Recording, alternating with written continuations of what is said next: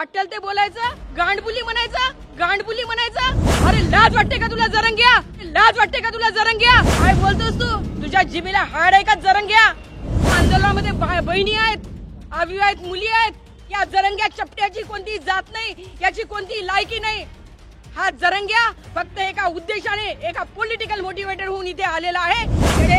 जरंग्या तुझी काही चालणार नाही. लक्षात घे, हे संविधानाचं राज्य आहे, संविधानाच्या नुसारच मिळणार. हे असं आरक्षण मागतो किंवा देशी पाजून आणून इथे जर का प्रिपेअर्ड करून सगळं चालवतो म्हणलं तर जरंग्या हे चालणार नाही.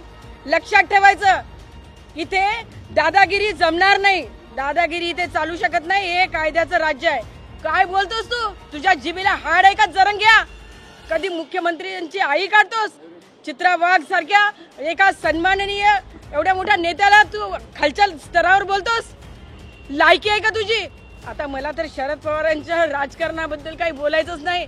मला तर असं वाटतं की त्यातल्या करणीचं फळ आहे की काय?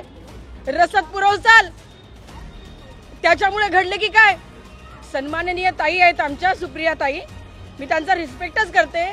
परंतु माझ्या एसटीतले 124 बांधव जे रोज मृत्युमुखी पडत होते 6 महिने, त्यावेळेस माझ्या ताईला जाग नाही आली. माझ्या एसटीतले कष्टकरी जे मृत्यू पडत होते त्यांना भेटण्यासाठी ताईचा पाय आझाद मैदानात नाही आला. परंतु आज या देशी पाजून आणलेल्या या जरंग्याला भेटण्यासाठी ताई तुमचे पाऊल कसे वळाले? भेटले ना तुम्हाला ते कर्माची फळं? फेकल्या ना तुमच्या अंगावर बॉटला? उष्ट्या पाण्याच्या बाटला फेकून तुमचं तिथं स्वागत झालेलं आहे. ताई लक्षात घ्या, आता तरी मला वाटतं सुधरा आणि या ज्या जरंग्याला आहे त्याची लायकी दाखवून द्या. विनाकारण माझ्या गोरगरीब, माझ्या सर्वसामान्य, माझ्या लडक्या मराठा भावांना दिशाभूल करू नका रे. माझे ते ओरिजिनल लाडके अभ्यासू माझे मराठा भाऊ इथे नाहीच दिसत आहेत मला. हे कुठली तरी गंगा वाहते इथे उलटी. काय तुम्ही या लोकांना, मी म्हणते चपट्या पाजून आंदोलन केली जात नाही. एसटीचं आंदोलन एक अमेरिकेमध्ये सुद्धा त्या आंदोलनाची चर्चा झालेली आहे. हे काय आंदोलन आहे? हे कोणती दादागिरी आहे? वाटेल ते बोलायचं, गांडबुली म्हणायचं. अरे लाज वाटते का तुला जरंग्या? त्या आंदोलनामध्ये बहिणी आहेत, अविवाहित मुली आहेत,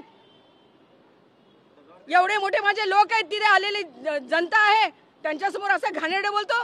लाज वाटायला पाहिजे. जरंग्या हे चालणार नाही. हे जे आहे हे आंदोलन आहे, हे आंदोलन नाहीच आहे. हे प्रीपेड कार्यक्रम चाललेला आहे, पेड कार्यक्रम चाललेला आहे. शरद पवार पाठवलं होतं ना लेकीला, लेक आली होती ना का? सगळे तुमचे नेते पण तिथे आहेत ना, जागजागी सगळे पुरवठा करत आहेत ना. मग काय झालं? कोणता रिस्पेक्ट मिळाला? म्हणजे सीमेपलीकडे जे आतापर्यंत आपण म्हणत होतो की क्रॉस बॉर्डर मध्येच हे केलं जात होतं, एकाने पुरवठा करायचा आणि त्याचे फळ एक दिवस भोगायला लागले होते अमेरिकेला सुद्धा. तेच हे झालेलं आहे. रसद जरी पुरवली असेल तरी आज लेकीचा कसा अपमान झाला हे लक्षात ठेवा. पिदाड्याचा कोणताही धर्म नसतो, पिदाड्याची कोणतीही जात नसते, या जरंग्या चपट्याची कोणतीही जात नाही, याची कोणतीही लायकी नाही. हा जरंग्या फक्त एका उद्देशाने, एका पॉलिटिकल मोटिवेटर होऊन इथे आलेला आहे. याची चलणार नाही. जरंग्या ताबडतोब आझाद मैदान खाली करायचं. हे खपून घेतलं जाणार नाही. माझा इशारा आहे तुला. मनोज जरांगे यांचा उपोषणाचा आज 3रा दिवस आहे. लाखोच्या संख्येने मराठा बांधव मुंबईत दाखल झालेले आहेत. आझाद मैदानावर भगवं वादळ पोहोचलेलं आहे. मनोज जरांगे यांच्या मराठा आरक्षणाच्या मागणीला विरोध करणारे गुणरत्न सदावर्ते आणि त्यांची पत्नी वकील जयश्री पाटील हे दाम्पत्य वारंवार मनोज जरांगे यांच्या टीका करत आहेत. आजही त्यांनी जरांगे यांनी तात्काळ मुंबई सोडावी असंही त्यांनी म्हटलेलं आहे. या दाम्पत्याचा एक व्हिडिओ सध्या सोशल मीडियावर व्हायरल होत आहे, ज्यामध्ये पती सदावर्ते यांना सांभाळून बोलण्याचा सल्ला जयश्री पाटील देत आहेत. मोर्चा आपल्याकडेच वळायचा असेही त्यांनी म्हटलेलं आहे. दरम्यान त्यांच्या घराबाहेर पोलीस बंदोबस्त वाढवण्यात आलेला आहे. मनोज जरांगे यांच्या गुणरत्ने सदावर्ते आणि जयश्री पाटील यांचा हल्लाबोल सुरू आहे.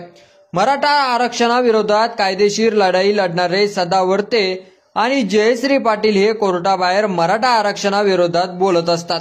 राष्ट्रवादी काँग्रेसचे सर्वेसर्वा शरद पवार, शिवसेना ठाकरे गटाचे पक्षप्रमुख उद्धव ठाकरे, मनसे प्रमुख राज ठाकरे यांच्यावर या दाम्पत्याकडून सातत्याने हल्लाबोल सुरू असतो. मुंबईत मराठा आंदोलन होऊ नये यासाठी त्यांनी मुंबई उच्च न्यायालयात याचिका दाखल केली होती.